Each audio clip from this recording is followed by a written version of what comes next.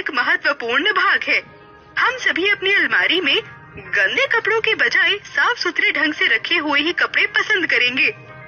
इसी तरह आपकी सुबह बहुत आसान हो जाती है जब आप जानते हैं कि रसोई की किस दराज में आपका पसंदीदा कॉफी मग है। जीव विज्ञानी भी श्रेणीकरण और संगठन के महत्व को समझते हैं। इसीलिए उन्होंने कई वर्षों से विभिन्न तरीकों द्वारा लाखों जीवों को संगठित किया।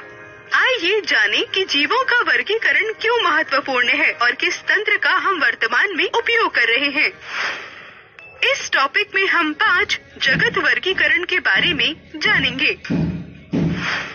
हमारे ग्रह पृथ्वी पर जीवन रूपों की एक विशाल विविधता है।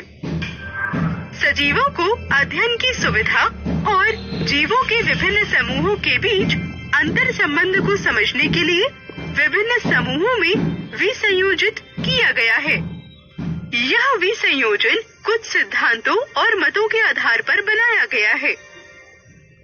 जीवों को उनकी विशेषताओं में समानता या असमानता के आधार पर समूहों में विभाजित करने की वैज्ञानिक विधि को जैविक वर्गीकरण के रूप में जाना जाता है। विज्ञान की वह शाखा जो जीवों के नामकरण और वर्गीकरण से संबंधित है, वर्गीकी के रूप में जानी जाती है।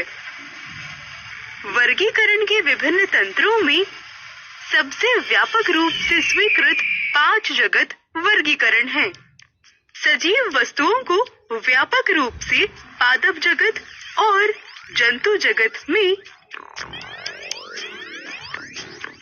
कैरोलस लीनियस द्वारा वर्ष 1758 में वर्गीकृत किया गया था। E.H. हैकल ने 1866 में एक कोशिकीय जीवों के लिए प्रोटिस्टा नामक एक तीसरे जगत की खोज की। बाद में 1969 में रॉबर्ट विटेकर ने जीवाणु के लिए चौथी जगत मोनेरा और कवक के लिए 5वें कवक जगत का प्रस्ताव रखा, जिसमें पर्णहरित का अभाव होता है। आइए सारांश देखें। जीवों को उनकी विशेषताओं में समानता या असमानता के आधार पर समूहों में विभाजित करने की वैज्ञानिक विधि को जैविक वर्गीकरण के रूप में जाना जाता है। सजीवों के प्रदर्शित होने वाले विभेदों के आधार पर जीव जगत में कम से कम 5 जगत हैं। सजीवों को 5 जगतों में विभाजित किया गया है: मोनेरा, प्रोटिस्टा, कवक, पादप जगत और जंतु जगत।